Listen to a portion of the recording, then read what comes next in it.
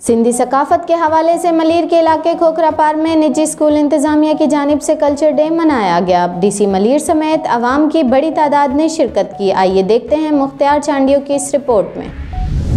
सिंधी सकाफत के हवाले से मलीर के इलाके खोखरापार में निजी स्कूल इंतजामिया की जानिब से कल्चर डे मनाया गया। कल्चर डे में डीसी मलीर समेत आवाम ने बड़ी तादाद में शिरकत की। इस मौके पर डीसी मलीर गहवर खान लगारी ने कहा कि सिंध की सकाफत बहुत ही शाहकार है। स्कूल के बच्चों ने सिंधी सकाफती गीतों पर उम्दा रक्स किया जो अपनी धरती और वतन से मोहब्बत का पैगाम है। सिंधी सकाफत टोपी अजरक के रंग बहुत ही खूबसूरत हैं। बच्चों को तालीम के साथ साथ सकाफत का दर्स देना एक अच्छा और खूबसूरत अमल है।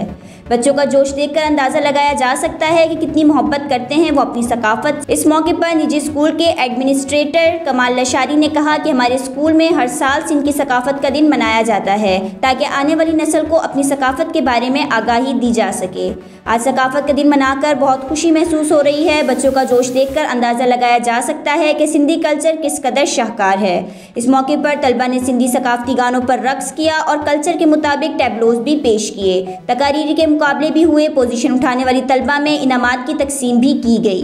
तकारीर में पहली पोजीशन हासिल करने वाली चौथी जमात की तलबा ज़ैबुन्निसा सोलंकी को डीसी मलीर और दीगर आए हुए मेहमानों की तरफ से कैश रकम इनाम के तौर पर दी गई। कैमरामैन मुमताज़ के साथ मुख्तियार चांडियो, वर्ल्ड न्यूज़ उर्दू, कराची।